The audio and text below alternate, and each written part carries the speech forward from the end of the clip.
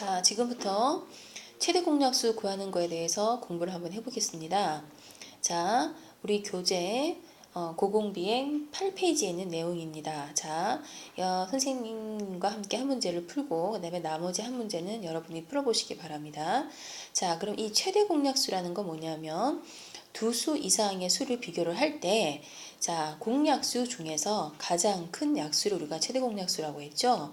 그럼 이 최대 공약수를 구하는 방법은 한 세 가지 방법이 있는데, 첫 번째 방법은 뭐냐면은 두 수의 약수를 다 구한 다음에 그 다음에 공통되는 약수를 골라서 그 다음에 그 중에서 가장 큰 수를 고르는 방법이 있는데, 이 방법은 숫자가 작은 경우에는 관계가 없지만 숫자가 큰 경우에는 굉장히 복잡해지겠죠. 시간도 오래 걸리고. 그래서 우리가 간단한 방법을 이용하게 됩니다.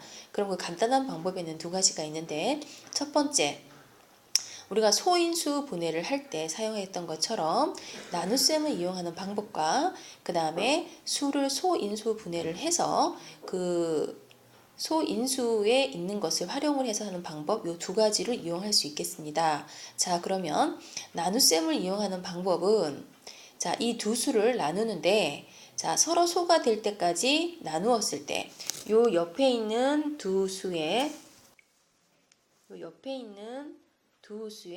곱으로 우리가 최대 공약수를 나타내고, 그 다음에 소인수 분해를 했을 경우에는 공통되는 소인수를 우리가 쓰면 되는데, 자, 여기처럼 2인 경우에는 지수가 같기 때문에 그냥 그대로 쓰면 되겠죠. 근데 3 같은 경우는 3의 제곱과 그 다음에 그냥 3이라고 돼 있어요. 이런 경우에는 지수가 작은 것을 선택을 해서 이렇게 쓰게 되는 겁니다. 자, 그러면 우리가 예제 문제를 풀면서 다시 한번 확인을 해보겠습니다. 자, 세수 24, 30, 36의 최대 공약수를 A, 그 다음에 소인수 분해되어 있는 두 수의 최대 공약수를 B라고 할 때 A 플러스 B의 값을 구하여라. 그럼 여기서의 예제는 최대 공약수 구하는 방법을 나눗셈을 이용하는 방법과 소인수 분해를 이용하는 방법을 두 가지 다 써서 구해라 라고 하는 문제가 되는 겁니다. 그러면 일단 우리가 24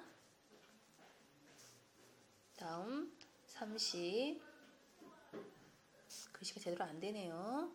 36. 자, 이 수를 일단 나눗셈을 이용하게 되면, 자, 여러분들 이렇게 나눗셈을 이용을 할 때는요, 우리가 소인수 분해를 이용하는 거기 때문에 나누어주는 수는 반드시 소수여야 되는 겁니다.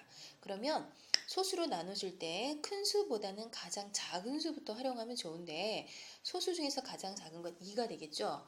근데 이 나누어지는 수들이 짝수냐 홀수냐에 따라 달라지게 되는 겁니다. 그럼 다 짝수이기 때문에 2로 나누어지면 되겠죠. 그럼 2로 나누니까 12, 15, 18. 그 다음에 또 나누어질 수 있죠. 어떤 수로? 3으로.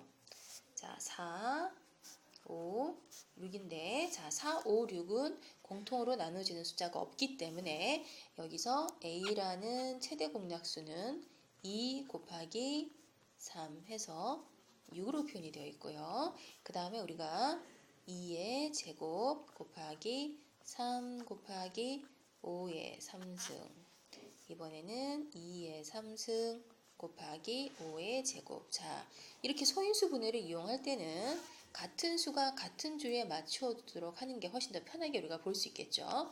자, 여기서 보면은 공통되는 소인수가 2와 5가 되는데, 그럼 이때는 지수가 다르게 되죠. 지수가 2하고 3으로 표현이 되고 3하고 2로 되어 있는 겁니다. 자, 이때는 지수가 큰 것이 아니라 지수가 작은 것을 쓰라고 했기 때문에 여기서는 2의 제곱 곱하기 5의 제곱이 되겠네요. 그러면 최대 공약수 B는 2의 제곱 곱하기, 이거 틀렸네요, 선생님이.